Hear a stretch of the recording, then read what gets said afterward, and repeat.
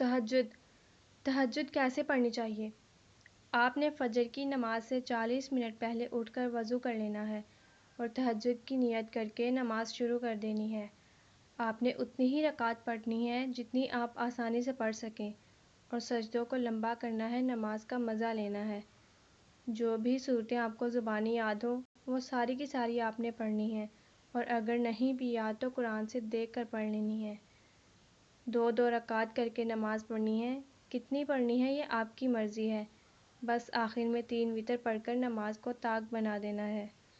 ایسے نماز پڑھنی ہے جیسے اللہ سامنے موجود ہو، اور ایسے مانگنا ہے جیسے اس مانگنے کے بعد مل جانا ہو۔